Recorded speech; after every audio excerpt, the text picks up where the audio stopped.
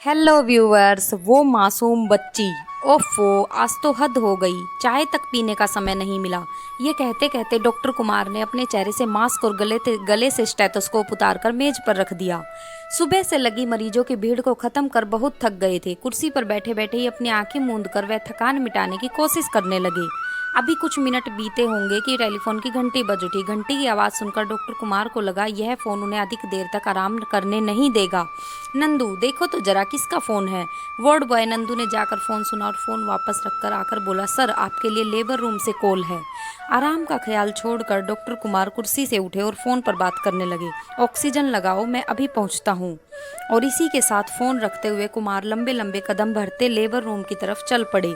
Labour room पहुंचकर doctor Kumar ने देखा कि नवजात शिशु की हालत बेहद नाजुक है।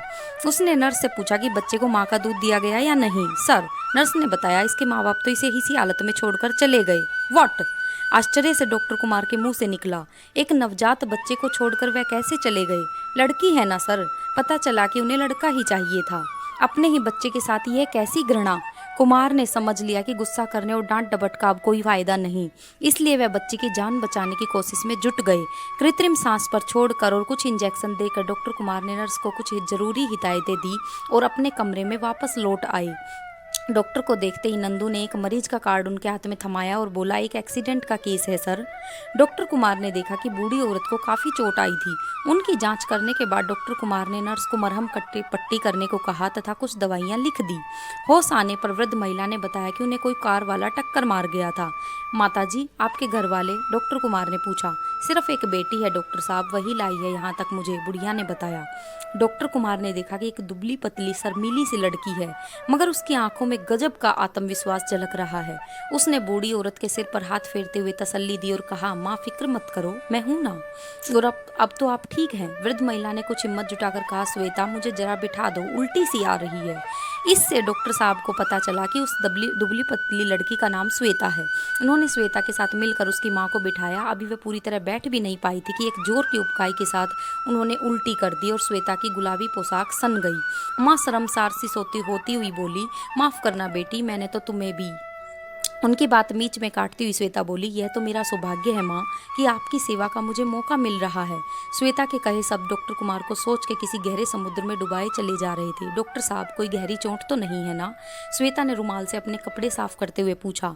वैसे तो कोई सीरियस बात नहीं है, फिर भी इन्हें 5-6 दिन देख रेख के लिए अस्पताल में रखना पड़ेगा। खून काफ़ी बह गया है। खर्चा तकरीबन?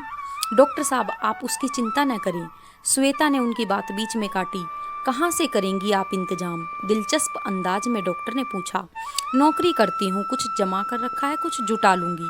आखिर मेरे सिवा माँ का इस दुनिया में है ही कौन? यह सुनकर डॉक्टर कुमार निश्चिंत हो गए।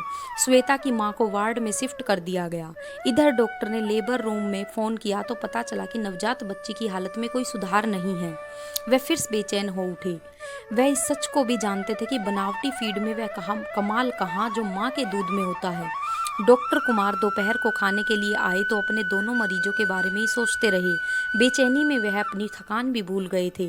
शाम को डॉक्टर कुमार वार्ड को राउंड लेने पहुंचे तो देखा कि श्वेता अपनी मां को व्हील चेयर पर बिठाकर सैर करा रही थी।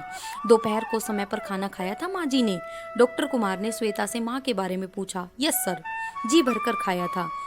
महीना 2 महीना माँ को यहाँ रहना पड़ जाए तो खूब मोटी होकर जाएंगी। श्वेता पहली बार कुछ खुलकर बोली। डॉक्टर कुमार भी आज दिन में पहली बार हंसे थे। वार्ड का राउंड लेकर डॉक्टर कुमार अपने कमरे में आ गए। नंदू गायब था। डॉक्टर कुमार का अंदाजा सही निकला, नंदू फोन सुन रहा था।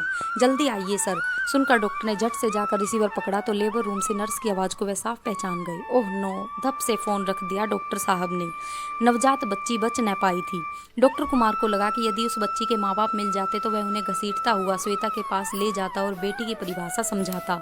वह छटपटा से उठे। कमरे में आए तो बैठा न गया। खिड़की से पर्दा उठाकर बाहर देखने लगी। सहसा डॉक्टर कुमार ने देखा कि लेबर रूम से 2 वार्ड बॉय उस बच्ची को कपड़े में लपेटकर बाहर ले जा रहे थे। मूर्ति बने कुमार उस करुणामय दृश्य को देखते रह गए। यूं तो कितने ही मरीजों को उन्होंने अपनी आंखों के सामने दुनिया छोड़ते हुए देखा था, लेकिन आज उस बच्ची को यूं जाता देख उनकी आंखों में पीड़ा और बेबसी के आंसू छलक आए। डॉक्टर कुमार को लग रहा था जैसे किसी मासूम और बेकसूर श्वेता का गला घोटकर मार डाला गया हो। जाने कितनी परियों ने मिल अर्जियां दी थी, तब खुदा ने दुनिया में ये बेटियां दी थी। मेरी वीडियो को यहाँ तक देखने के लिए आपका बहुत बहुत धन्यवाद।